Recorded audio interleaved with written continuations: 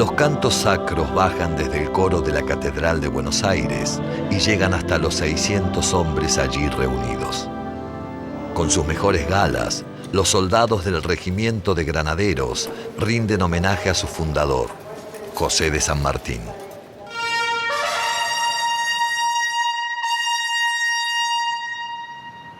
Han pasado 150 años desde su muerte en las lejanas tierras de Francia.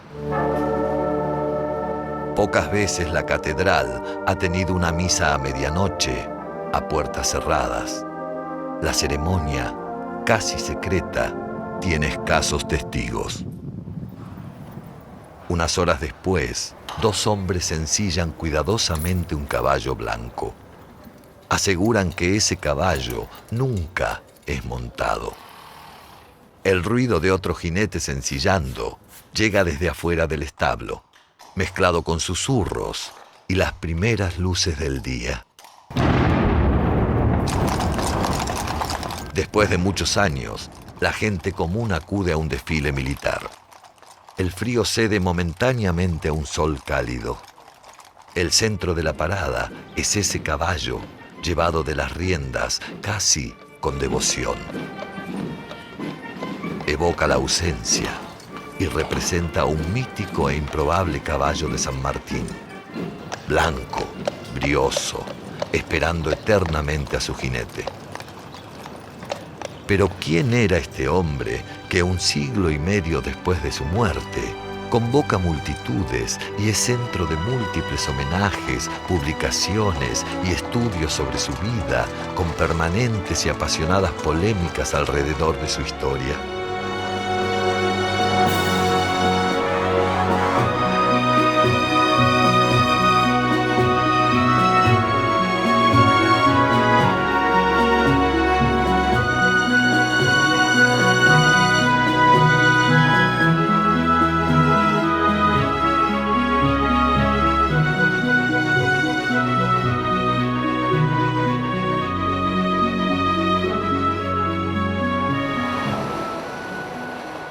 Esta es una historia de ausencia, construida con recuerdos, distancia y olvidos.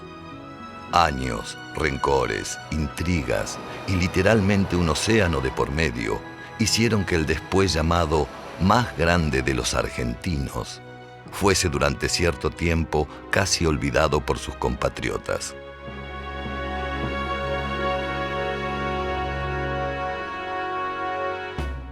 En 1822, la guerra de liberación del Imperio Español se libraba lejos del territorio argentino, en el lejano Alto Perú. El victorioso ejército de los Andes, luego de haber concretado hazañas militares comparables a las de Napoleón y Aníbal, ha vencido a las fuerzas españolas, llevando la libertad a varios países: Argentina, Chile y más adelante, Perú. Su creador y jefe, el general José de San Martín, el hombre que más tarde será llamado el Libertador, tiene un encuentro decisivo en Guayaquil, Ecuador, con el otro libertador, Simón Bolívar. San Martín deja entonces su ejército, la suma del poder en Perú, e inicia un largo retorno. Tomás Guido, su entrañable amigo, le escribe con cierto rencor que jamás le perdonará que haya dejado el Perú. San Martín le responde: me devora pensar el abandonar camaradas que quiero como a hijos y a los generosos patriotas que me han ayudado mis afanes, pero no podría demorarme un solo día sin complicar mi situación. Me marcho. Le diría a usted sin doblez: Bolívar y yo no cabemos en el Perú.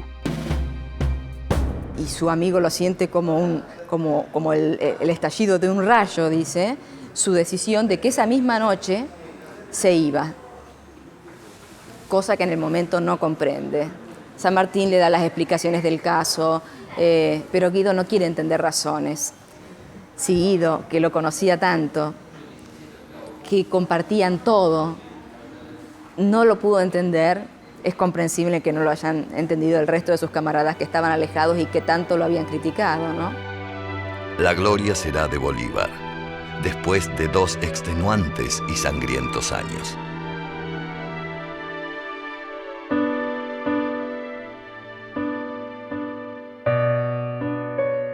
Es un hombre muy alto y de buena figura, y con ojos muy negros. Eran ojos oscuros y bellos, pero inquietos. Nunca se fijan en un objeto más de un momento, pero en ese momento expresan 1000 cosas. Su rostro es verdaderamente hermoso, animado, inteligente, pero no abierto. No tengo inconveniente en creer lo que he oído, que en un salón de baile pocos hay que lo aventajen. Aspira a la universalidad como Napoleón, de quien habla siempre como su modelo, o mejor dicho, su rival. Mary Graham, amiga y amante de Lord Cochrane, Valparaíso, Chile, 1822. Había nacido en 1778 en Yapeyú, una remota localidad del interior del entonces Virreinato del Río de la Plata. Siendo hijo de españoles, a los 6 años partió a España con toda su familia y comenzó, pocos años después, la carrera militar. Sirvió en el ejército español, enfrentándose a sus enemigos en 17 oportunidades. Pero el imperio se desmorona. Las fuerzas de Napoleón avanzan imparables y el rey Fernando VII es depuesto. Además de sus ejércitos, los franceses traen nuevas ideas. Un grupo de oficiales españoles, nacidos en América, se juramentan secretamente y deciden volver a las lejanas tierras del sur a ofrecer sus espadas. Su personalidad ideológica estaba formada por ser un hombre de vanguardia, por ser un hombre de avanzada ideológica, pero quería que estas ideas de progreso se dieran dentro de un clima de orden, que es lo que había hecho Napoleón en Francia. También, por otro lado, no admite de Napoleón la usurpación, la actitud usurpadora, el avasallamiento de los pueblos. Él se había formado en los principios de la Revolución Francesa. Eso se fue profundizando a través de la formación masónica. Que era una institución muy moderna, muy progresista, que postulaba los principios de ciencia, filantropía, tolerancia, que junto con los ideales de la Revolución Francesa, de libertad, igualdad y fraternidad, representaban la vanguardia ideológica de la época. Llega a Buenos Aires en 1812, poniéndose al servicio de una revolución que ha desconocido a las autoridades del Virreinato del Río de la Plata, como se lo llama en España. 12 años después, abandonará el Perú dejando atrás su ejército, honores y amigos. Su presencia produce inquietud en el agitado ambiente político. La guerra civil está a punto de estallar y este hombre no quiere tomar partido por ningún bando. Lo ha dicho y lo repetirá muchas veces más. Yo soy del partido americano. Mi espada no se manchará con sangre criolla. Es suficiente para crear desconfianza, rencores y difamaciones. Yo diría que le ha quedado a San Martín un resabio amargo de la revolución. El resabio de la calumnia, de la ingratitud, de la incomprensión de sus propios paisanos, porque en Buenos Aires no se olvidaban que él había sustraído el ejército de los Andes cuando el directorio lo requería para salvarse de los montoneros que se le venían encima, ¿no? Los chilenos no le perdonaron que después se hubiera independizado del gobierno chileno y se hubiera nombrado autotitulado protector del Perú. Y los peruanos, con los peruanos también quedó enemistado porque él propiciaba la alianza con la Gran Colombia, la confederación con la Gran Colombia, que en la posición comparativa en que estaba Perú y la Gran Colombia, obviamente significaba la hegemonía de los colombianos sobre los peruanos. Entonces es como que América lo expulsa a San Martín y ese resentimiento queda, y después del resentimiento se pasa al olvido y al silencio. Poco antes de su partida de Buenos Aires, se detiene en el cementerio de la Recoleta. Allí lee por última vez la lápida que ha mandado colocar sobre la tumba de su esposa. Aquí descansa Remedios de Escalada, esposa y amiga del general San Martín.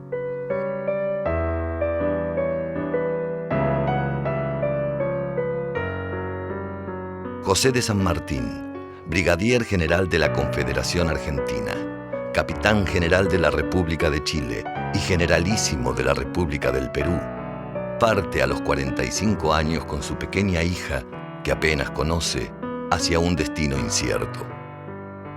Puede decirse que se va de un modo parecido al que llegó, rodeado de desconfianza y misterio.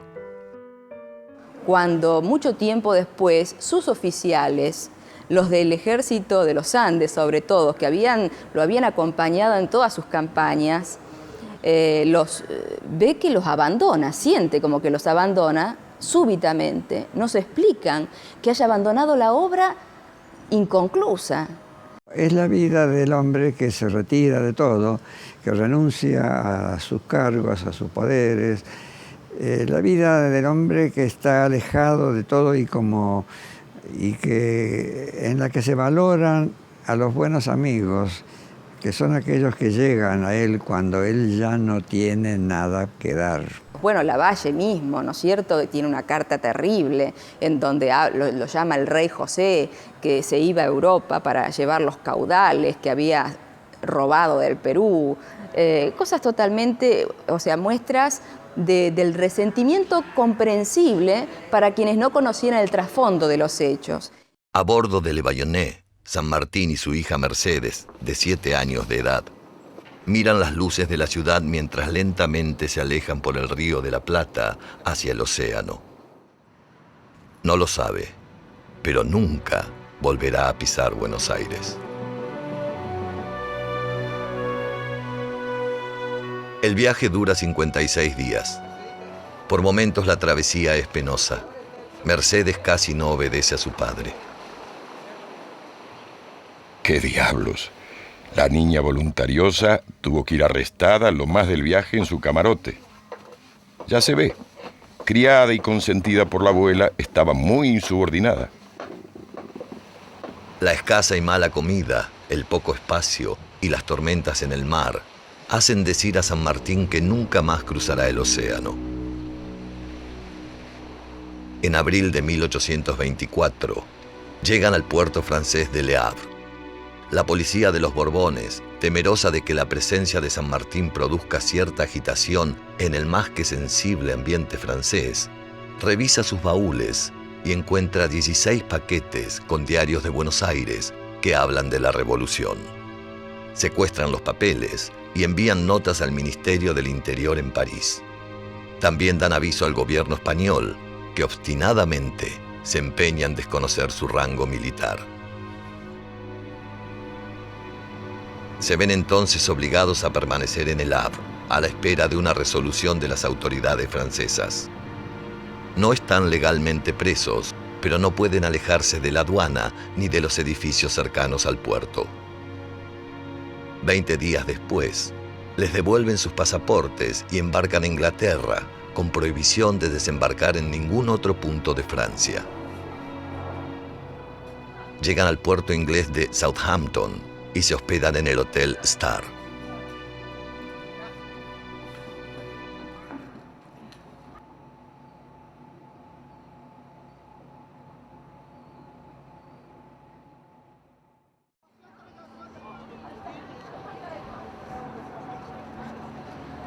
En Londres se reencuentra con viejos amigos y enemigos.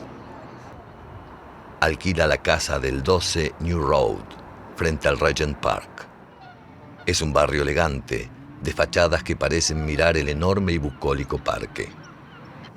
Merceditas queda internada en el Hampstead College, un recomendado pensionado para señoritas, al cuidado de la familia del comodoro Peter Heywood, un antiguo jefe naval inglés del Río de la Plata. En las reuniones con americanos, siempre el tema es el mismo: la política y las luchas en el continente. Se reencuentra una vez más con Carlos de Alvear. 10 años más joven que San Martín, habían llegado junto a otros militares criollos a Buenos Aires en 1812. Porque Hipólito Unanue, que estaba junto con él, que había sido su ministro en el Perú, dice: nos tuvimos que ir del gobierno del Perú porque no supimos dar palos a tiempo. Y San Martín, corroborándolo, dice, sí, el palo se me cayó de la mano. Y el otro, Alvear, que como siempre sabemos tenía mucha inquina y mucha envidia contra San Martín, ¿no? Porque según él le había robado los laureles de la gloria que él tanto apetecía, habla irónicamente de esos términos. Así que en general se le cayó el palo. Tomás de Iriarte agrega, en un momento la discusión empezó a hacerse tan seria que creímos que algunos iban a levantarse con las cabezas rotas. En Alvear obraba un sentimiento de envidia por el nombre glorioso de su adversario. En San Martín tenía otro origen el encono que profesaba por Alvear. Era el conocimiento que de él tenía. Pero también llegan reconocimientos. En la ciudad de Banff, en las verdes praderas de Escocia, se encuentra con su viejo amigo James Duff, quien financió su viaje a Buenos Aires desde España en 1812. Ahora es Lord Fife, miembro del Parlamento británico. San Martín llega en tren como un anónimo turista y se aloja una semana en el castillo de Duff. Es tratado con honores, se anuncia su llegada en diarios locales y se lo nombra ciudadano honorario de la ciudad.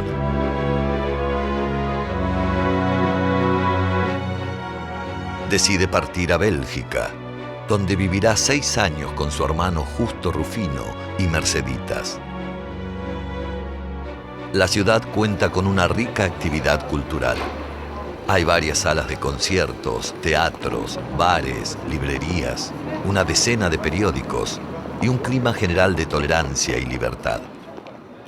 En cuanto a mí, solo le diré que paso por un verdadero cuáquero. Vivo en una pequeña casita de campo a 3 cuadras de la ciudad con mi hermano Justo. Ocupo mis mañanas en el jardín y mi taller de carpintería. Por las tardes salgo de paseo y ocupo las noches en la lectura de libros alegres y papeles públicos. He aquí mi vida. Con el único hermano con que San Martín se trató directamente después de su regreso a Europa fue justamente con Justo Rufino. Y retirado vivía en Francia. Y cuando supo que su hermano José residía en Bélgica, fue a vivir a Bélgica con él. Hasta que San Martín con su hija se trasladan a París en el año 1830. Justo Rufino murió poco después en Madrid. Los San Martín viven en el límite de la ciudad, en un barrio sin esplendor. La casa de la Rue de la Fiancée, 1422, da a un pequeño y estancado canal del que exhalan extraños vapores fríos. Lleva una vida austera, a menudo complicada por las partidas de dinero que no llegan desde América. Al viajar a Europa ha llevado fondos, fondos que él cree suficientes, fondos propios. Cuando llega a Europa, en ese momento se entera de que el gobierno del Perú va a contraer un empréstito con una financiera británica. Y como el interés que se ofrece es bueno, San Martín pone fondos. Desgraciadamente el Perú no cumple y por lo tanto la financiera no cumple con los que han puesto su dinero en el fondo financiero. Esto le crea una situación bastante difícil a San Martín. Lo barato del país y más que todo mi inclinación a vivir fuera de las grandes capitales me han decidido a esta elección. Para septiembre próximo traeré a Mercedes. Ella hace progresos tanto en el inglés como en la música y el dibujo. Yo no puedo resolverme en dejarla. No obstante, que la familia respetable que la cuida la ama como a hija propia.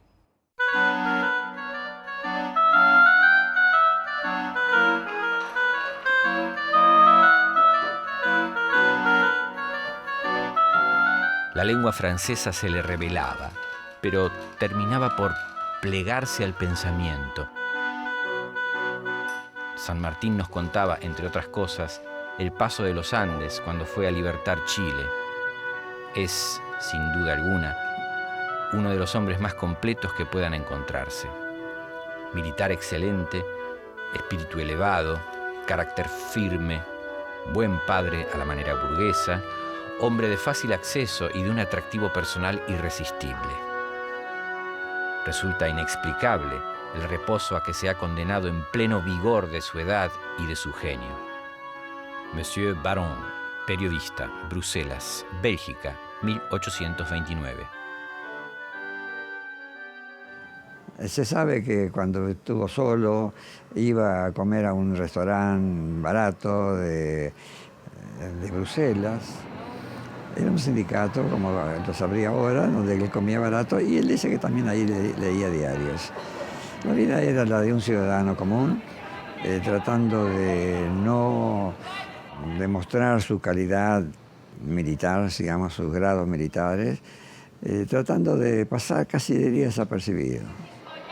Pero San Martín no consigue pasar desapercibido. La logia masónica La Parfaite Amitié decide homenajearlo encargando al prestigioso escultor Henri Simon una serie de medallas, siendo la única imagen de San Martín de perfil que se conoce. Y a pesar de que detesta posar, el artista belga Joseph Navet pinta quizás el más hermoso retrato de San Martín. Viste ropas de civil y su actitud es distante, pero su legendaria mirada sigue intacta. Tiempo después, su imagen se multiplica en los grabados que hace Jean-Baptiste Madou para incluirlo en la biografía que prepara el general inglés William Miller, quien comandó la última carga de granaderos en la decisiva batalla de Ayacucho. En realidad, buena parte de lo que podrían haber sido las memorias de San Martín están en las memorias de Guillermo Miller. Es una de las veces en que San Martín habla de lo que ocurrió en la famosa entrevista de Guayaquil. Y si hubiera Bolívar aceptado esa propuesta, seguramente la guerra se hubiera terminado en el año 22, 2 años y pico antes de cómo terminó en Ayacucho.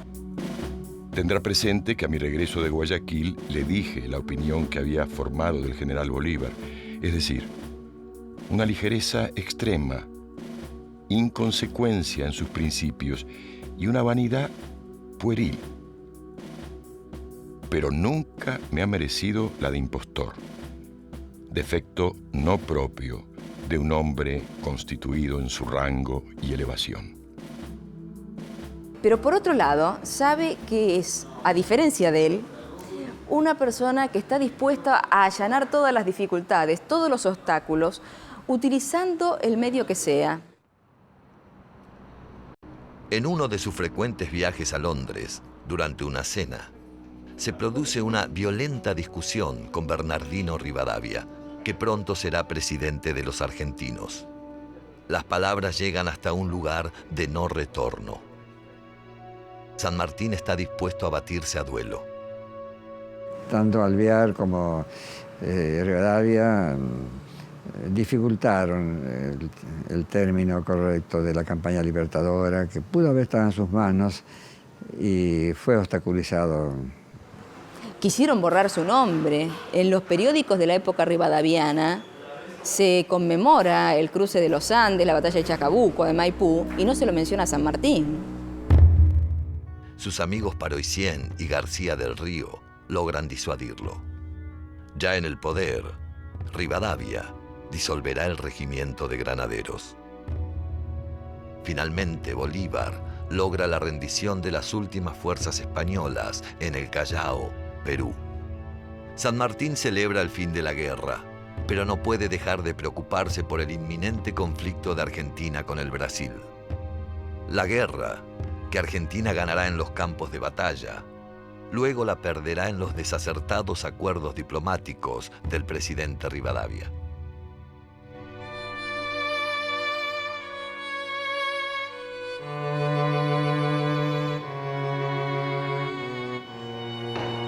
Escribe en Bruselas las máximas para mi hija. Son 12 frases con consejos y reflexiones para la educación de Mercedes, que más tarde serán citadas una y otra vez por varias generaciones de argentinos. Humanizar el carácter y hacerlo sensible, aún con los insectos que nos perjudican. Inspirarle amor a la verdad y odio a la mentira. Estimular en Mercedes la caridad con los pobres. Inspirarle una gran confianza y amistad, pero uniendo el respeto. Acostumbrarla a guardar un secreto. Inspirarle sentimientos de indulgencia con todas las religiones. Dulzura con los criados, pobres y viejos. Que hable poco y preciso. Amor al aseo y desprecio al lujo. Inspirarle amor por la patria y la libertad.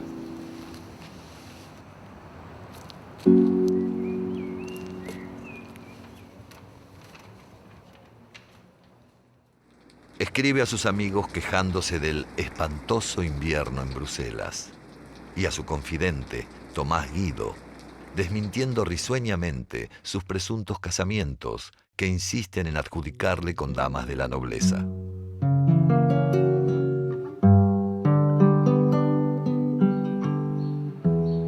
San Martín es alto, grueso, bien hecho y de formas marcadas. Su rostro interesante, moreno y ojos negros, rasgados y penetrantes.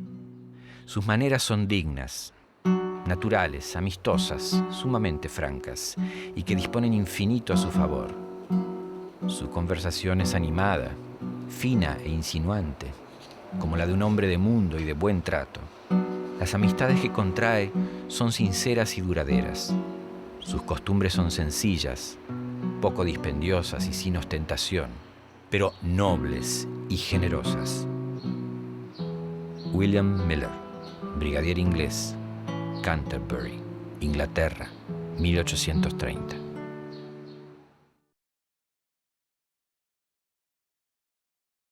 Se embarca en el puerto de Falmouth, rumbo a Buenos Aires. Bajo el nombre de José Matorras, llega al Río de la Plata un caluroso día de febrero.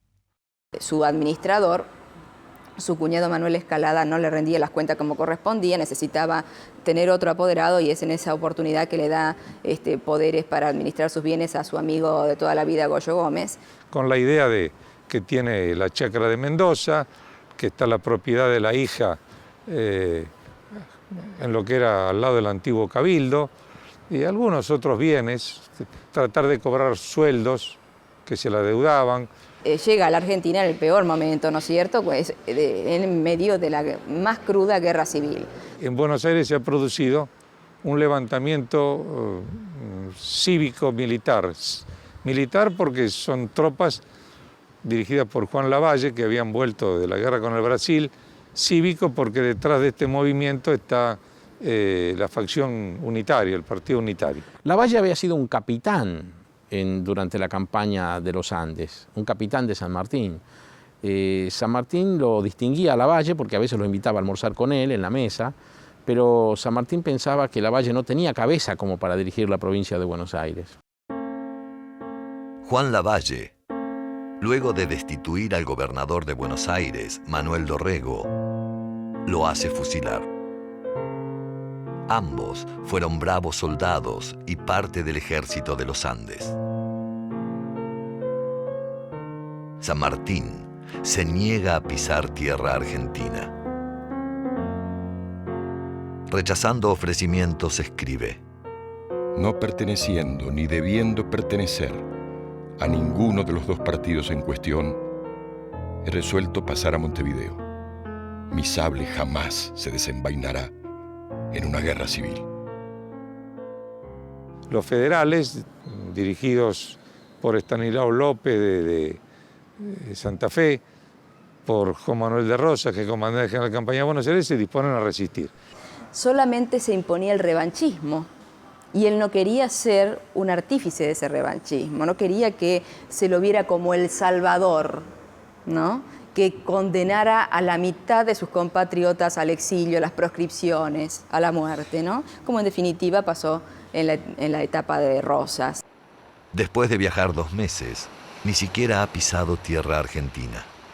Solo le ha quedado reencontrarse con unos pocos fieles amigos y algunos de sus viejos soldados. y entonces ahí logra abrazarse nuevamente con su amigo Guido en el 29, cuando está en plena guerra civil y por eso no baja. Se va a Montevideo. Llegan hasta allí dos enviados de Lavalle, Trolé y Geli, que le ofrecen que se haga cargo del gobierno de la provincia de Buenos Aires. Pero usted conocerá que en el estado de exaltación a que han llegado las pasiones, era absolutamente imposible reunir los partidos en cuestión sin que quede otro arbitrio que el exterminio de uno de ellos. También Paz, como antiguo subordinado de él, intenta hacer una gestión similar a la de Lavalle, pero que no tiene éxito, ¿no? Permítame usted, general, le haga una sola reflexión. En la situación que usted se halle, una sola víctima que pueda economizar a su país le servirá de consuelo, sea cual fuere el resultado de la contienda en que se haya usted empeñado. Decide volver a Europa y sin saberlo, esta vez será para siempre. Y se despide con una carta final, San Martín, muy conmovedora y muy raro en él, en donde le confiesa que siente una gran opresión en el pecho y que no sabe, al punto de partir, ¿no? Y que no sabe a qué atribuirla. Seguramente sería el presentimiento de que no volvería a ver nunca más el suelo en el que había nacido y por el que había peleado.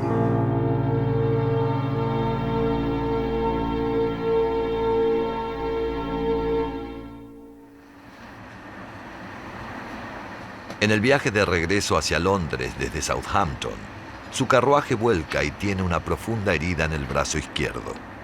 Igualmente decide regresar inmediatamente a Bruselas. Entretanto, Mercedes ha pintado un nuevo retrato que lo muestra llevando la bandera argentina. Lo conservará en su cuarto hasta el día de su muerte. Hace 3 meses que no he salido de mi habitación en razón de mi herida. Y en esta situación he llegado a apreciar lo que valen los consuelos que me ha proporcionado mi tierna hija. El amable carácter que despliega me hace esperar con fundamento que ella será una buena esposa y tierna madre.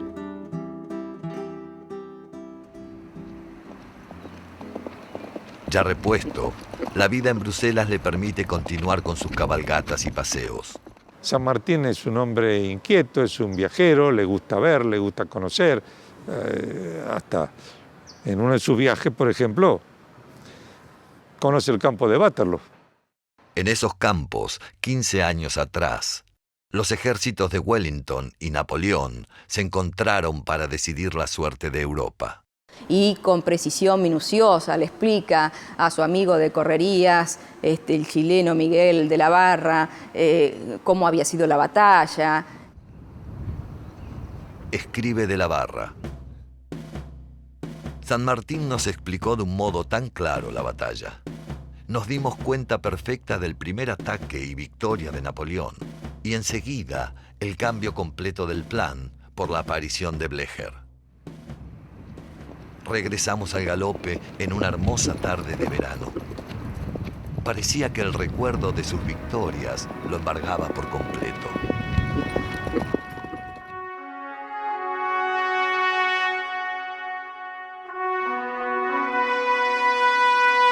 Cuando San Martín muere, su hija reúne toda la documentación de San Martín, todos los papeles, los escritos, cartas, en fin, todo lo que tenía se lo entrega a Mitre.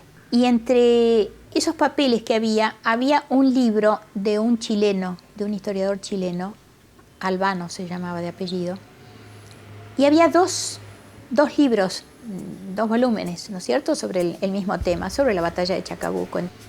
Mitre leyó uno de los libros, pero no notó que en el otro libro había acotaciones de puño y letra de San Martín.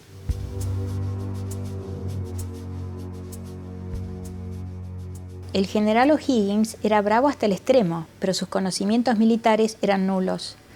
Desde la cima de la cuesta de Chacabuco lo destiné a perseguir al enemigo con el batallón 8, con la orden expresa de no comprometer ninguna acción con el enemigo hasta que la caballería que yo llevaba pasase el desfiladero de más de una legua. Entonces la decisión de O'Higgins es, antes de que llegaran las tropas de Soler, porque él tenía que esperar a las tropas de Soler, es que él se larga a atacar. Al poco tiempo ya oí que el fuego había comenzado. A la media hora llegué con 2 escuadrones de granaderos y vi con sorpresa que O'Higgins marchaba en columnas sobre los batallones y que estos lo habían rechazado dispersándole el batallón 8.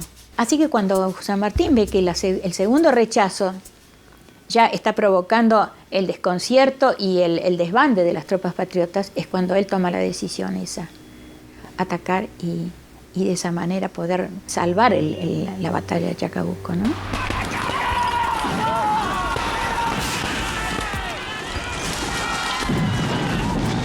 Tomó de manos del portaestandarte la bandera de los Andes y, animando con ella a la infantería, le ordenó atacar a la posición enemiga.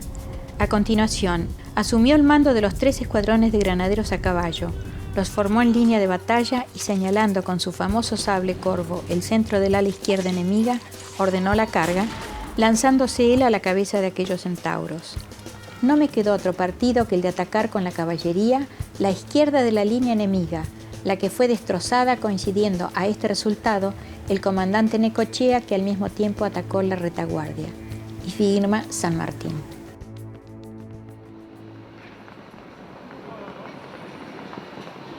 Los aires de una nueva revolución llegan a Bruselas. Los revolucionarios belgas ofrecen a San Martín el mando de las tropas rebeldes. Lo declina porque no quiere intervenir en algo que para él es absolutamente ajeno.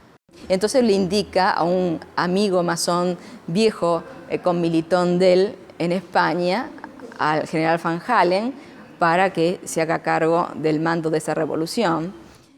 El ambiente de la ciudad es de una fuerte efervescencia. Y el cólera hace su aparición en Bruselas. La revolución que estalló en los Países Bajos me obligó a dejar mi residencia en Bruselas y conducir a mi hija a París, con el objeto de evitarle los peligros y temores que son consecuencia de una revolución y al mismo tiempo dar la última mano a su educación.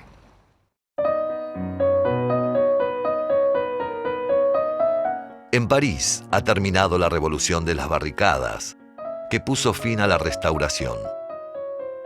La ciudad recobra la calma, llegando una época de paz. San Martín se instala con su hija Mercedes cerca del barrio de la Ópera. Su salud ha mejorado notablemente. Pero en Europa avanza la temible epidemia. Huyendo del cólera, se instalan en Montmorency, al norte de París. Mi hija fue atacada del modo más terrible. Yo caí enfermo 3 días después. Mercedes se repuso al mes, pero a mí me ha tenido al borde del sepulcro y me ha hecho sufrir innumerables padecimientos a lo largo de 7 meses. Y él cuenta que estuvo a punto de perecer y felizmente apareció por ahí Mariano Balcarce, que después sería su yerno, el novio de la hija, así que él los ayudó, los auxilió, porque de otra manera hubieran perecido. El cólera provocó una pandemia general en Europa a partir del año 1831 que provocó una mortandad bastante importante y sobre todo en la ciudad de París. Los carros de la muerte que pasaban llevando los restos de cuánta gente caía derribada por el temible flagelo. Tiempo después, Mercedes y Mariano se casan. La pareja parte hacia Buenos Aires en un largo viaje en el que arreglarán las finanzas de San Martín en Argentina.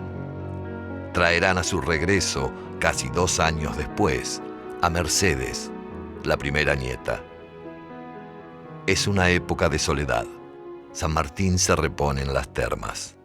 En ese tiempo se acostumbraba tomar todos los años una temporada y él las tomaba a veces en Aix-la-Chapelle, una ciudad que está hoy en Alemania, que se llama Aachen, que era un lugar muy exquisito del gran mundo europeo. Iban princesas, príncipes, los reyes de Suecia iban a tomar baños ahí. De todas maneras, permanentemente seguían sus trastornos gástricos, porque él, hay que recordarlo, era muy amante del café, del mate, tomaba vino tinto, bastante carne y grasa, y eso parece ser que incidió en la evolución desfavorable para su trastorno gastrointestinal. San Martín era un poco, podríamos decir, siempre pendiente de su salud. Él desde que estuvo en Tucumán, en 1813, ya decía que le quedaban 6 meses de vida, pero vivió 37 años más. Como se podría decir irónicamente que tenía una mala salud de hierro. Recibe frecuentes visitas de sus amigos chilenos. Concurren a recepciones, comparten festejos y noticias, y con la llegada de la primavera se suceden cabalgatas al castillo y bosques de Benzans y hasta Montmorency, siempre con San Martín a la cabeza. Su amigo de la Barra opina que su carácter es severo y retraído en todas las manifestaciones públicas, pero lleno de naturalidad en el trato y de seductora simpatía con sus amigos.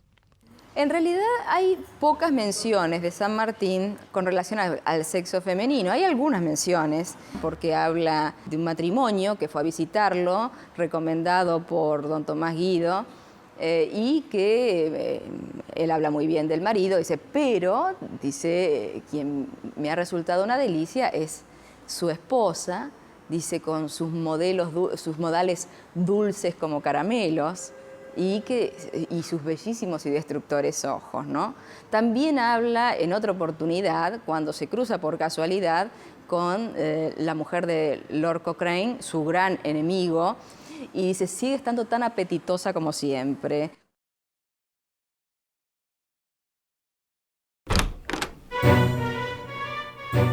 Se reencuentra en París con un viejo camarada del ejército español, Alejandro Aguado, ahora marqués de las Marismas. Es un acaudalado banquero, mecenas y protector de las artes. Todo un grupo de artistas, cantantes líricos, pintores, desde el músico español Fernando Sor hasta el célebre compositor de ópera Rossini, frecuentaban la siempre animada casa de Aguado, donde San Martín era un invitado permanente. Ahí almorzaba con periodistas, con escritores, con pintores.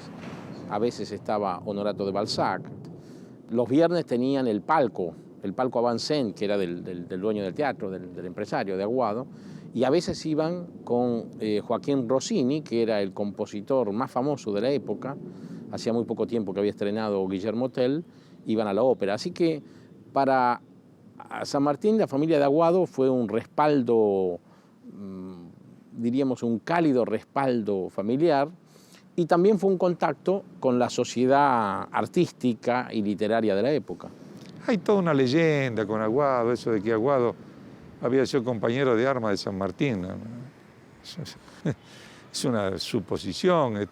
En primer lugar, por la diferencia de edad, Aguado habría sido joven oficial, muy joven, cuando San Martín ya tenía antigüedad como capitán. Por otra parte, estuvieron en lugares distintos, y por otra parte, San Martín está del lado de los que combaten a Napoleón, y Aguado va a ser de los que apoyan a Napoleón, de los llamados afrancesados. Esto explica por qué después Aguado tiene que exiliarse, y estando en Francia llega a ser un gran banquero, y según parece, uno de sus colaboradores es Justo Rufino de San Martín. Y es Justo Rufino el que los acerca. San Martín comprará más adelante el departamento del primer piso del número 35 de la Rue Saint-Georges, en un barrio bohemio, pero elegante, a pocas cuadras de la casa de su amigo. La animada vida parisina pasa por su puerta.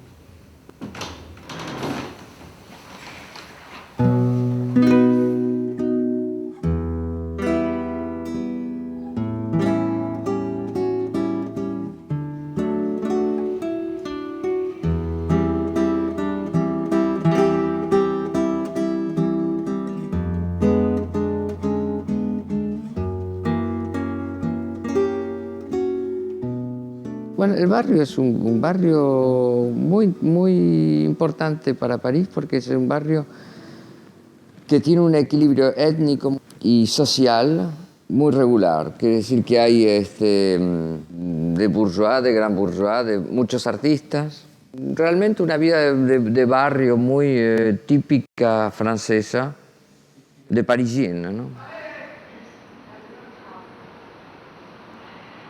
Uno busca lo que yo podría llamar la fantasmografía, el lugar que deja el pasado, que es tan importante, es decir, estar como no estar, lo que no está es tan importante. Entonces, saber que San Martín vivió acá es evidente que no sé a qué nivel de vibración, y a qué nivel mi imaginación puede llegar a algún momento a decir, bueno, es que fue de aquí a allá. ¿Quién vino a verlo? ¿Quién tocó la puerta? Aguado es nombrado intendente de la comuna de Évry, a unos 25 kilómetros de París. Vive en un suntuoso palacio, curiosamente llamado Petit Bourg. Muy cerca de allí, del otro lado del Sena, San Martín compra Grand Bourg, una bella casa donde pasará largas temporadas y tal vez sus años más felices. Los domingos iban los artistas, los cantantes, los músicos a la casa de Aguado, y en muchos de esos domingos San Martín iba a pasar el día con los artistas. Y además en la casa de Aguado, ahí en Petit Bourg, a metros de la casa de San Martín, o a unas cuadras, a veces iba a pasar temporadas Joaquín Rossini. Fue la época feliz, la de Grand Bourg. Ya ahí estaba con su hija, con su yerno, con sus dos nietas, ocupado de los trabajos caseros. Se suceden paseos, cabalgatas y veladas animadas. Con la aparición de Aguado, San Martín inicia una etapa de su vida, tal vez más mundana, de mayor acercamiento al mundo y ambiente de las artes. Aún así, siempre está presente la idea de volver. Estoy dispuesto a regresar a mi patria, de la cual no exijo otra cosa, sino que se me deje vivir con tranquilidad los pocos días que me restan de vida. Es decir, que no se acuerden de mí para ningún mando político y no tomar jamás la menor parte en ningún género de disensiones, porque antes preferiría volverme a expatriar. Y entonces San Martín nunca ve el momento propicio para regresar. Es como que siempre amaga o tiene deseos de volver y nunca concreta ese deseo.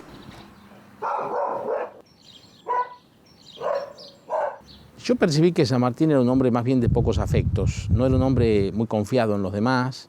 Él empieza a descubrir el contenido especial que tiene el afecto cuando está en Europa y siente los cuidados de Mercedes, ¿no?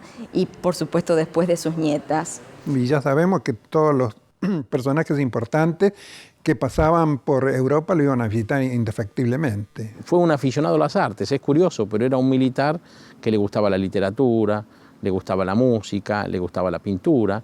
Él mismo coloreaba, como él decía, litografías, pintaba sobre caballete, así que San Martín fue una personalidad también sensible al arte, que es un aspecto muy poco conocido, ¿no?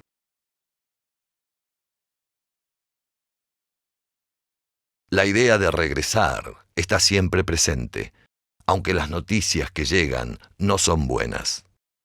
El país se halla dividido en dos bandos, unitarios y federales, que se combaten a muerte. Gobierna Juan Manuel de Rosas, que persigue a sus enemigos unitarios con la temible mazorca, una especie de policía que degüella a sus víctimas donde las encuentra. El otro bando no se queda atrás. Sin embargo, Rosas tiene el mayor reconocimiento hacia San Martín. Su salud ha mejorado mucho y desde Grand Bourg escribe: Hace 3 años vivo retirado en este desierto. Paso en mi pequeña casa de campo 8 o 9 meses del año. Toda mi distracción está reducida a mi pequeña familia, la que hace mi vejez muy feliz. Cultiva rosas y dalias, cuida de sus armas, y ha vuelto al viejo hábito de la carpintería. Es entonces cuando el rey Luis Felipe lo invita a la recepción anual de embajadores en el Palacio Real. En esa ocasión lo hace vistiendo su uniforme de gran protector del Perú, con todos sus aditamentos, con sus bandas, con decoraciones, etc. Y ahí, como corresponde también, hay un saludo y una breve conversación. El rey lo recibe en el Salón del Trono y le dice más allá del protocolo: «Tengo un vivísimo placer en estrechar la diestra de un hombre como vos. Me congratulo que seáis huésped de la Francia y que en este país encontréis el reposo después de tantos laureles».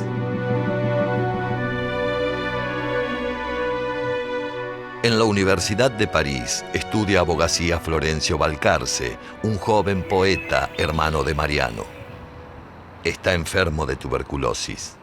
Para Florencio, el héroe San Martín que él conoce está muy alejado de guerras y victorias.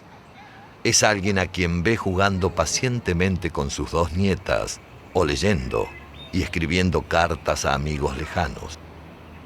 Con la visión de esas imágenes, escribe un poema llamado El cigarro, que se lo ha considerado como uno de los más emotivos y certeros retratos de San Martín.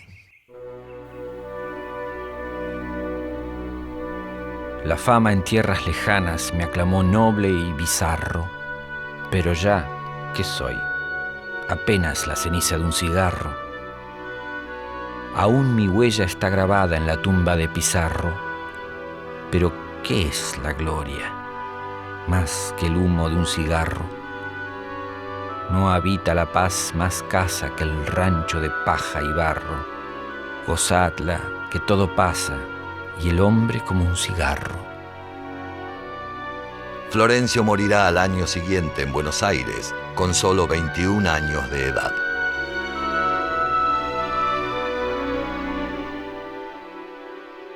En 1838, la muerte de un ciudadano francés en las cárceles de Rosas genera un serio incidente con el vicecónsul que ordena al almirante Leblanc el bloqueo del puerto de Buenos Aires.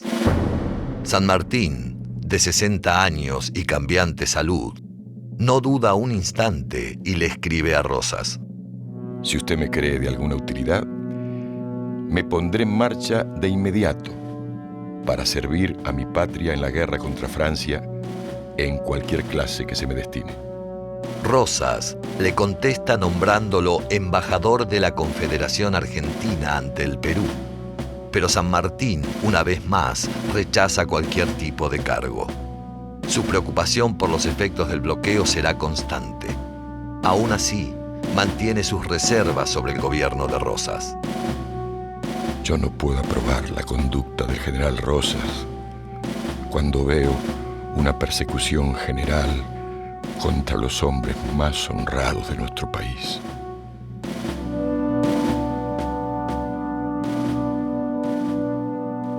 San Martín es un silencioso testigo de la llegada, en 1840, de los restos de Napoleón a París, que regresan del exilio de Santa Elena.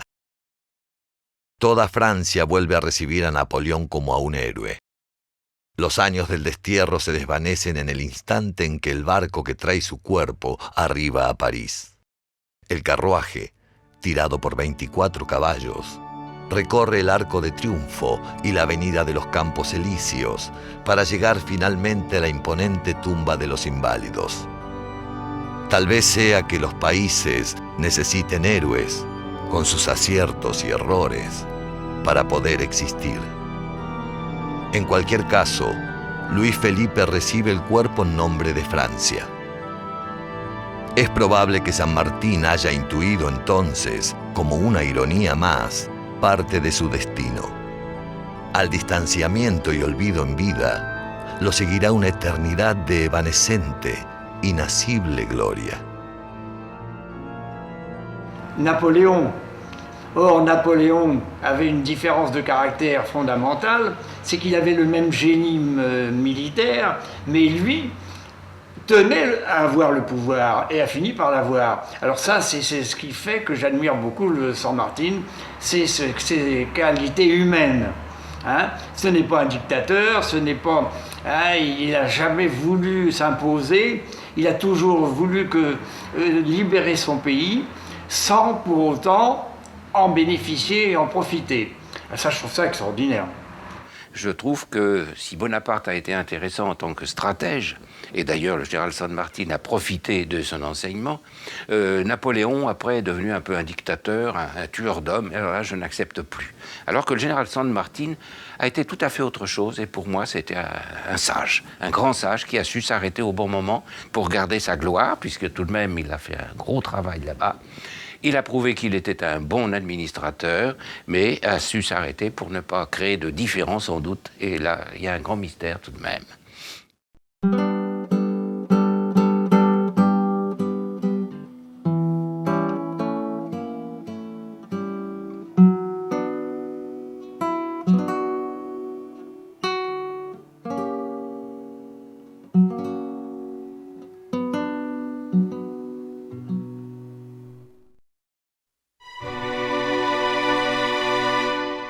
En 1842, Aguado invita a San Martín a compartir un viaje por España, pero las autoridades le permiten entrar a tierra española siempre y cuando en su pasaporte esté asentado que es un ciudadano común y no un general de la nación y ex colonia, no reconocida aún por España.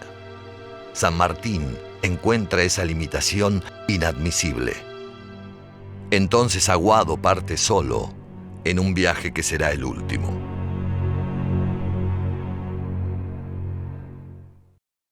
Comienzan los reconocimientos. El capitán francés Lafond de Lurcy publica su libro de viajes escribiendo sobre la campaña libertadora. También en Chile se han publicado en el diario El Mercurio una serie de notas acerca de él. Es reivindicado en un aniversario de Chacabuco por un artículo que escribe Sarmiento, que firma un teniente de artillería y vuelve a recobrar importancia, digamos, la figura de San Martín. El gobierno chileno decide entonces enviar los sueldos adeudados a San Martín, donde quiera que se halle y mientras viva. En los caminos de España, Aguado halla la muerte. Su carruaje se bloquea en un camino montañoso. Él decide, desoyendo todo tipo de consejos, continuar a pie. Solo, a punto de perderse, agotado por el frío, la fatiga y la nieve, Aguado llega a Gijón luego de una interminable caminata. Allí muere de un ataque de apoplejía. Su entierro será en París. Los solemnes funerales se llevan a cabo en Nuestra Señora de Loreto, su parroquia, de la cual era benefactor. A la cabeza del cortejo que marcha hacia el cementerio de Père Lachaise va San Martín. Sobre la lápida de Aguado ha hecho grabar: no busquen entre los muertos al que vive. Ya habrá usted sabido sobre la muerte repentina de mi mejor amigo, el señor Aguado. Por su testamento me nombra no solo su primera albacea, sino también tutor y curador de sus hijos, en acuerdo con su madre. Otro entrañable amigo muere. Es Bernardo O'Higgins, general y expresidente de Chile. San Martín escribe a su viuda que siente un grito desgarrador del amigo que llora y que además la fatal noticia lo ha postrado en cama.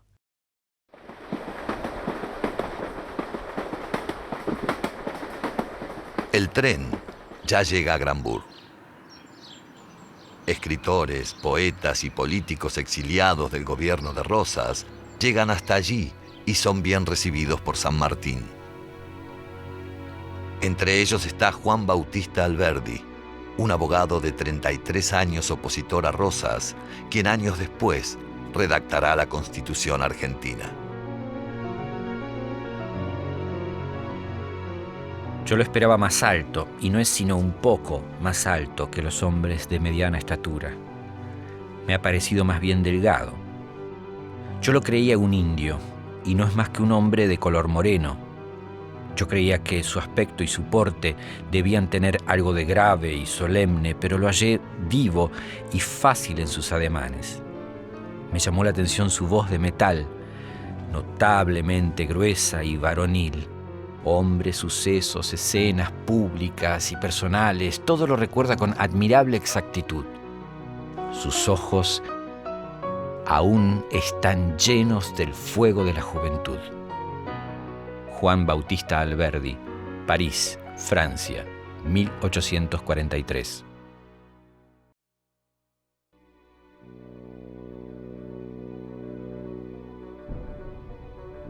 En el Río de la Plata los conflictos empeoran. Inglaterra se alía con Francia e intentan con su flota navegar ríos argentinos. Se produce el combate naval de la Vuelta de Obligado, en el cual, si bien la poderosa flota extranjera sale airosa, el alto costo en armas y vidas es tal que en un futuro desistirán de la navegación. San Martín en esos momentos se encuentra recorriendo Italia. Lamentablemente llegó a Nápoles en momento de gran jolgorio, de manera que no le fue muy útil para su recuperación desde el punto de vista de la tranquilidad. Estaba de visita en Nápoles el zar de Rusia, de manera que dejó Nápoles y se fue a Roma, y ahí estuvo alojado en el Hotel de la Minerva. Escribe una extensa carta al ministro Jorge Dickson con su visión sobre el conflicto. Será publicada en periódicos de Londres y París, donde le indica que a Francia no le conviene mantenerse en esa posición agresiva para con Buenos Aires, y le explica por qué tácticamente no le conviene, porque sería imposible dominar Buenos Aires, porque Buenos Aires se convertiría en una especie de ratonera para los franceses. Yo no dudo que se apoderen de Buenos Aires, pero aún en ese caso, estoy convencido que no podrían sostenerse por mucho tiempo en la capital, si las dos potencias en cuestión, Francia e Inglaterra, quieren declarar la guerra. La carta de San Martín, leída por el ministro de Relaciones Exteriores francés en la Asamblea Nacional, contribuyó a calmar ardores bélicos. Provocó polémicas y reacciones en círculos políticos de Europa, y sus argumentos contribuyeron a desalentar la invasión a Buenos Aires. La intervención de San Martín es decisiva para convencer a los ingleses de que por ese camino no van a prosperar, y a poner en tela de juicio esto en Francia. Porque San Martín siempre tuvo miedo a una posible recolonización de América. De manera que aun cuando no ocupaba cargos ni tenía poder, sí seguía manteniendo la lucidez necesaria para que su opinión tuviera valor en hechos fundamentales como este. Por segunda vez en su vida, Sarmiento se relaciona directamente con San Martín. Ha venido a dar una conferencia sobre él en el Instituto Histórico de Francia. Paseando por los jardines de Grambourg, trata de saber más acerca de la secreta reunión con Bolívar. Sarmiento recuerda que he pasado con él momentos sublimes que quedarán grabados en mi espíritu. Solos, un día entero, tocándole con cuidado ciertas cuerdas, hablando de Bolívar, lo he visto transfigurarse. Lo que lo caracterizaba por encima de todo es una constancia a toda prueba, que se erguía contra las dificultades y nunca se dejaba batir por ellas, por grandes que fuesen los peligros a que le hubiese arrojado su alma ardiente. Sarmiento dice, hay en este hombre una llaga profunda que oculta a la mirada de los demás, pero que es fácil de ver para el observador atento. Y es ese silencio que guarda San Martín, que está esperando hasta el final de su vida el reconocimiento de los 3 países que él contribuyó a libertar.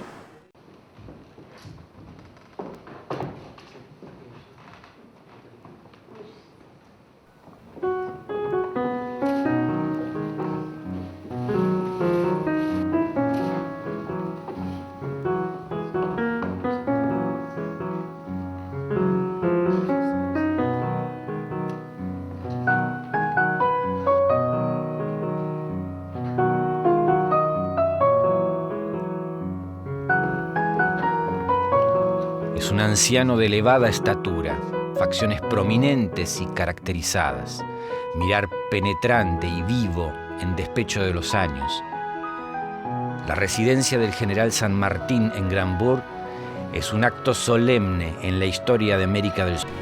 En cuanto a la situación en este viejo continente, la verdadera contienda que divide a su población es puramente social. Es, en una palabra, la del pobre, del proletariado, con el capitalista y con el rico.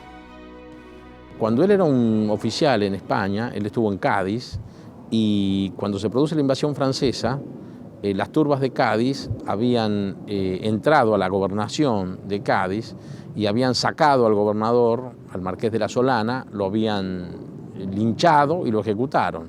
El propio San Martín está a riesgo de morir, porque lo confunden, dicen que se parecía bastante a Solano.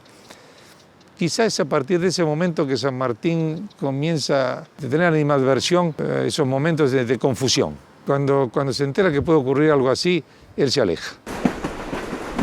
Enfermo y débil, se traslada con su pequeña familia a Boulogne-sur-Mer, al norte de Francia, con la intención de cruzar a Inglaterra en caso de ser necesario. El tren recientemente inaugurado une París con Boulogne en solo 8 horas. Alors là, on ne sait absolument pas comment, pourquoi il n'est pas parti, pourquoi il n'a pas continué le voyage, hein, et qu'il n'a pas pris le bateau pour partir en Angleterre. Il est resté à Boulogne. Et c'est là que, restant à Boulogne, et là aussi on n'a pas beaucoup de renseignements, connaissant les premiers mois de sa vie à Boulogne. La ciudad tiene un puerto con gran actividad. La zona antigua está rodeada por murallas. En su interior hay un castillo y edificios oficiales. También se está terminando de construir sobre las antiguas ruinas una imponente catedral. Las amplias playas son visitadas en verano por turistas franceses e ingleses que vienen a disfrutar de sus calmadas aguas. Pero el resto del año, la ciudad se vacía y tiene ese aire melancólico de las ciudades veraniegas fuera de temporada. Entre tanto, llega a su fin la intervención anglo-francesa en el Río de la Plata. Esta satisfacción es tanto más completa cuanto que el honor no ha tenido nada que sufrir y, por el contrario, presenta a los nuevos estados americanos un modelo que seguir, y más cuando éste está apoyado en la justicia. Esta es la última carta que será escrita de mi mano. Atacado después de 3 años de cataratas, en el día apenas puedo ver lo que escribo. Sus míticos ojos negros han dejado de brillar. Se ha vuelto callado y solitario. Y justamente en esos momentos estaba en Francia un doctor llamado Jules Sichel, un excelente especialista. De manera que él fue llamado en consulta, se hicieron los preparativos, se realizó la operación, pero lamentablemente no dio ningún resultado.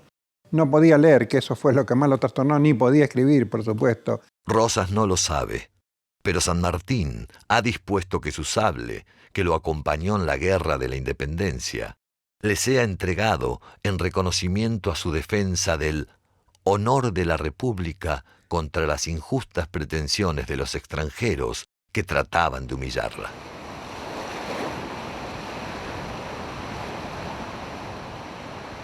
Desde los acantilados de la Tour de l'Or, en los días muy claros, se puede ver a lo lejos la costa inglesa. Un recuerdo seguramente cruza la mente de San Martín. Es nuevamente el de Napoleón. En otro tiempo, desde esos mismos acantilados, observa la flota desplegada sobre el mar a la espera de su orden, que nunca llegará, de invadir Inglaterra. La batalla de Trafalgar terminará con los sueños de Napoleón y con la vida de su rival, el almirante Nelson.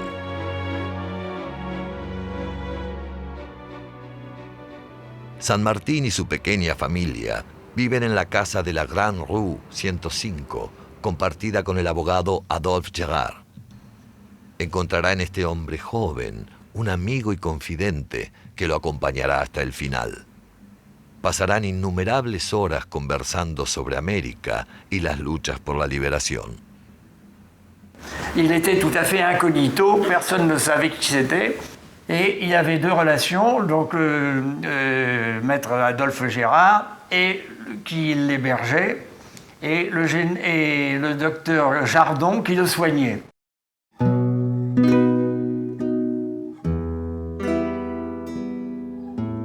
José de San Martín era un apuesto anciano de alta estatura, a quien ni la edad, ni las fatigas, ni los dolores físicos han podido encorvar. Sus facciones eran expresivas y simpáticas, su instrucción de las más vastas. Él conocía y hablaba con igual facilidad el inglés, el francés y el italiano, y había leído todo lo que se puede leer. Adolphe Gérard, abogado, Boulogne-sur-Mer, 1849. Gérard fue un hombre muy destacado en Boulogne-sur-Mer.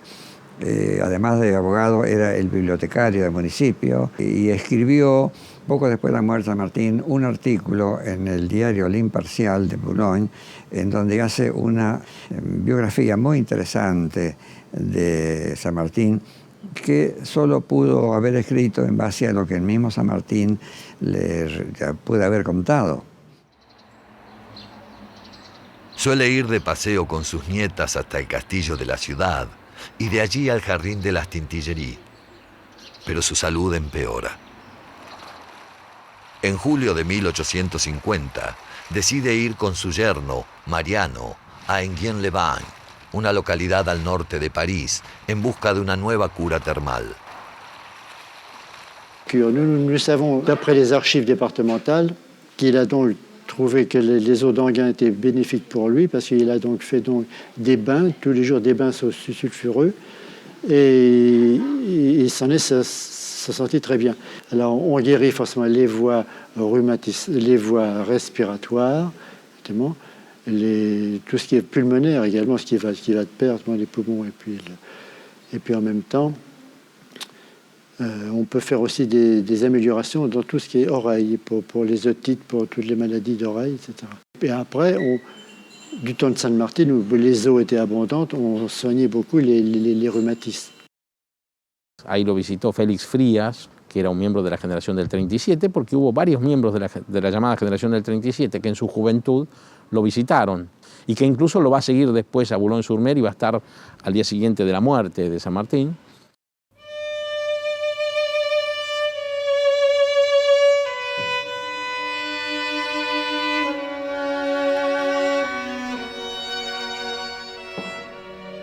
En algunas conversaciones que tuve con él, pude observar, un mes antes de su muerte, que su inteligencia superior no había declinado. Vi en ella el sello de un buen sentimiento, que es para mí el signo de una cabeza bien organizada. Sus dolores aumentaron con insólita violencia. Sintiéndose muy atormentado y sin atreverse a quejarse en presencia de su hija, le dijo solo, con una apagada sonrisa: C'est l'orage qui mène au port. Félix Frías, escritor, Boulogne-sur-Mer, Francia, 1850.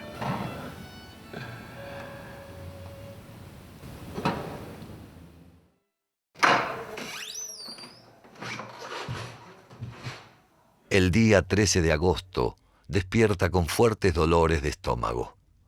Con el paso de las horas, el dolor cede. Los días siguientes transcurren con cierta calma. Luego de una noche intranquila, el 17 se despierta con una leve mejoría. Ha recobrado el ánimo y pide que le lean los diarios. Félix Frías, testigo de los hechos, escribe: Después de las 2 de la tarde, repentinamente el general, que había pasado al lecho de su hija, hizo un movimiento convulsivo, indicando al señor Balcarce, con palabras entrecortadas, que la alejara. Mercedes, es la fatiga de la muerte. Luego apoya la cabeza en la almohada y muere, como si hubiese caído en el sueño más apacible. 2 días después, a las 6 de la mañana del 19, un pequeño y silencioso cortejo de 10 personas acompaña el cuerpo hasta la iglesia de San Nicolás, donde se reza un breve responso. En el interior de la iglesia, una placa recuerda al almirante Bruy, héroe francés. Bien sabía San Martín el destino de los 2 hijos del almirante. Ambos habían sido parte del ejército de los Andes y habían muerto por la libertad de América. Gracias a los oficios de Gerard, el abate Benoît Frengue autoriza que se depositen sus restos en una cripta subterránea de la imponente Notre-Dame de Boulogne-sur-Mer. Acte 436, Rosée de Saint-Martin, l'an 1850. Al día siguiente se declara el deceso en el registro civil. Par devant nous sous-signés, adjoints délégués de la mairie de la ville de Boulogne, ont comparu François-Xavier Rosales. Adolphe Gerard escribe un extenso obituario relatando la vida entera de San Martín. Una de sus obras, un regimiento de 1500 granaderos a caballo, fue célebre. Este regimiento le dio a la guerra de la independencia 19 generales y centenares de oficiales. Tomó parte en 100 combates, cruzó las montañas más altas del mundo, ejecutó marchas forzadas dignas de los mejores soldados. Cuando él volvió a Buenos Aires, no quedaban de aquel regimiento más de 126 hombres.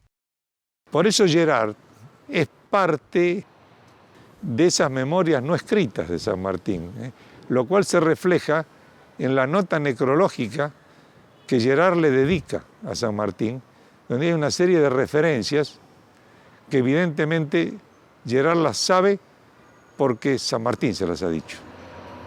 Sus precisiones y conocimientos sobre la vida de San Martín son tantos que al día de hoy hacen pensar en archivos con notas y registros ocultos. Récemment, je suis tombé sur une lettre de son ami Félix Frias, du 29 août 1850. Frias écrit à un ami argentin, Maître Gérard, à la mort du général, Maître Gérard se mit immédiatement à la recherche de documents parmi les ouvrages de la bibliothèque municipale de Boulogne, dont il est le conservateur, afin de publier dès le 23 août, dans l'Impartial de Boulogne, un article nécrologique. Donc ça prouve que Gérard avait déjà mis des documents à la bibliothèque avant la mort du général.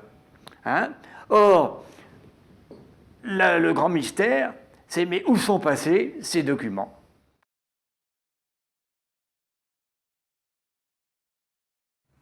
Mercedes, Mariano y las 2 niñas dejan a los pocos días la ciudad. Ella quiere alejarse lo antes posible del lugar donde ha muerto su padre.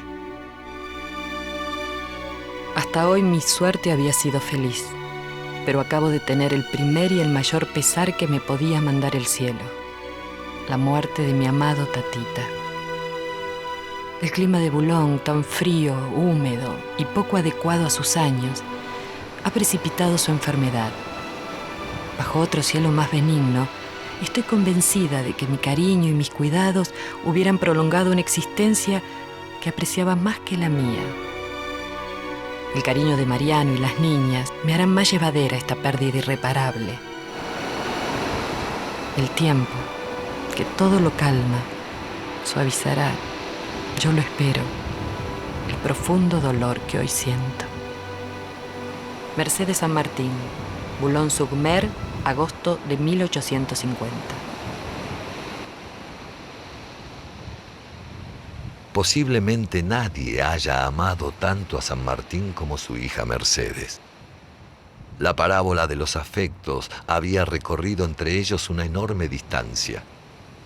Cuando San Martín la recoge de la casa de su abuela Tomasa en Buenos Aires, casi no se conocen. ella se queja y llora amargamente.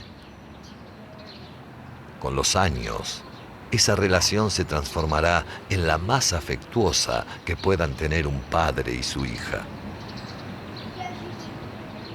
Mariano Balcarce continuará su extensa y fructífera carrera como diplomático.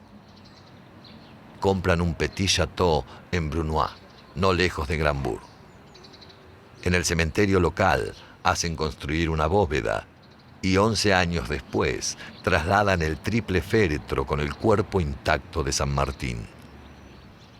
Allí lo espera su nieta Merceditas, que ha muerto muy joven, a los 25 años. Mercedes pinta entonces un último retrato de su padre, ya anciano. Pepa, su segunda nieta, se casará con Fernando Gutiérrez de Estrada, un diplomático mexicano. No tendrán descendencia. Al enviudar, se dedicará de lleno a la caridad. Fundará en Brunoy un asilo de ancianas que durante la Primera Guerra Mundial habrá de funcionar como hospital de sangre. Condecorada por el gobierno francés con la Legión de Honor, reconocida por su generosidad y entrega, dejará a su muerte en 1924 precisas instrucciones sobre el asilo que aún hoy lleva su nombre y en el cual se celebran misas periódicas en honor a su madre y su ilustre abuelo. En Buenos Aires, en tanto, ha llegado el momento de la reivindicación. Bartolomé Mitre ha publicado su monumental Historia de San Martín y la Emancipación Americana, relatando minuciosamente la campaña libertadora. Se construye un mausoleo en la Catedral de Buenos Aires. Pero recién en mayo de 1880, a bordo del Villarino, San Martín vuelve a la patria. Por tercera vez en su vida, Sarmiento, ya anciano, se vincula a San Martín. En el puerto de Buenos Aires recibe los restos en nombre de los argentinos. La razón principal para condenar a los grandes hombres es que la condenación de las grandes figuras absuelve y agranda a las pequeñas. La rehabilitación del nombre histórico de San Martín fue lenta, larga, como si de suyo se hiciera en la conciencia humana, sin argumentos, sin panegíricos, sin controversias.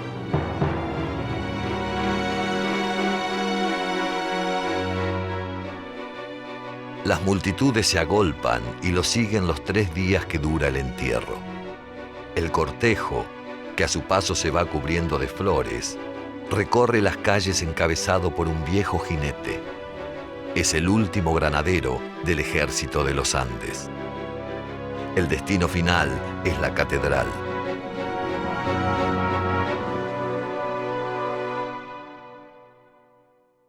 En los años siguientes se va acentuando el interés por la vida de San Martín. Con Mitre a la cabeza, se va gestando lo que algunos han llamado la construcción del héroe. Argentina es un país que recibe inmigrantes por oleadas. Ante la necesidad de crear una identidad nacional, la figura de San Martín pasa a brindar un último servicio a su país. Ahora sí es el héroe, aquel que todos los pueblos necesitan. Se organiza una colecta nacional y se compra la casa de Boulogne-sur-Mer, que habitara tan solo 2 años. Se construye un monumento en el Boulevard Sainte-Beuve, frente al mar, algo totalmente inusual para los estrictos cánones del urbanismo francés. Los jinetes americanos viajan entonces miles de millas para estar presentes en su inauguración. Traen sus mejores caballos y sus míticos uniformes. Algunos pocos han enfermado y 2 han muerto en el largo viaje. El monumento, obra de Henri Alloire, es inaugurado en octubre de 1909 con un imponente desfile de granaderos y soldados franceses. Unas 10.000 personas concurren a los actos. Banquetes, desfiles, bailes, discursos en español y francés. Los diarios locales recorren la historia de San Martín, aquel anciano que a su vez no dejaba de recorrer la ciudad.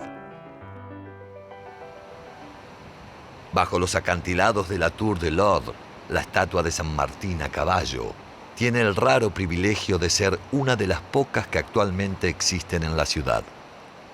Puede hablarse, al menos, de doble fortuna. Durante la Segunda Guerra Mundial, Boulogne-sur-Mer, un puerto estratégico, fue ocupado por tropas alemanas. La costa fue entonces ferozmente bombardeada por los aliados, demoliendo prácticamente todos los edificios costeros, salvo el monumento, que no fue alcanzado por aquel infierno de destrucción. Por otra parte, antes de replegarse, las tropas alemanas llevaron a cabo una acción de saqueo en busca de los ya preciados metales para sus exhaustas industrias. Pero entonces, el monumento tampoco fue tocado. Según algunos habitantes de Boulogne, los alemanes conocían la historia militar de San Martín y por eso lo respetaron. Según otra versión, no deseaban provocar una reacción adversa en el gobierno de Buenos Aires. El exilio de San Martín está cruzado por la melancólica idea del regreso, un regreso que jamás habrá de concretarse. En sus cartas a sus amigos, en sus charlas con compatriotas, en su pensamiento íntimo, está siempre la idea de volver.